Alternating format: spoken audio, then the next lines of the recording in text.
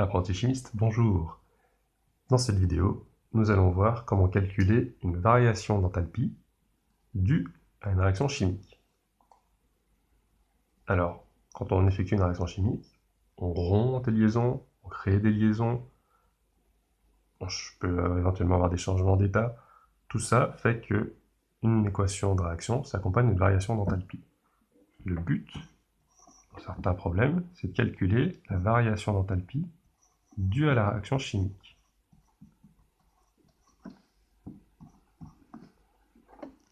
Alors, il faut être vigilant aux unités. Ici, c'est bien un delta de variation, une variation d'enthalpie. C'est une variation en joules, ou en kilojoules. La même unité que l'enthalpie.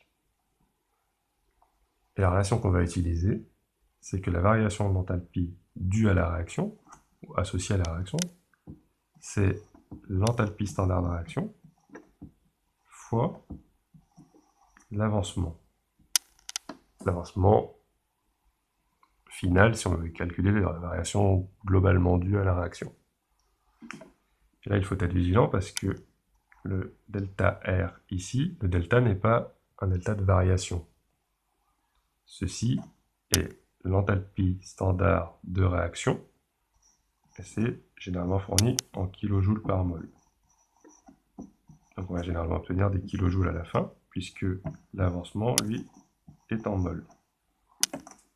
Donc pour déterminer la variation d'enthalpie associée à une réaction chimique, il faut avoir au préalable déterminé l'enthalpie standard de réaction, par la loi de Hess sur un cycle thermodynamique comme nous l'avons vu dans d'autres vidéos, et avoir calculé l'avancement final en effectuant généralement un tableau d'avancement qui peut être assez simple si la réaction est totale, ou considérée comme totale. Donc, si on récapitule, pour calculer une variation d'enthalpie associée à une réaction, il faut utiliser cette formule-là.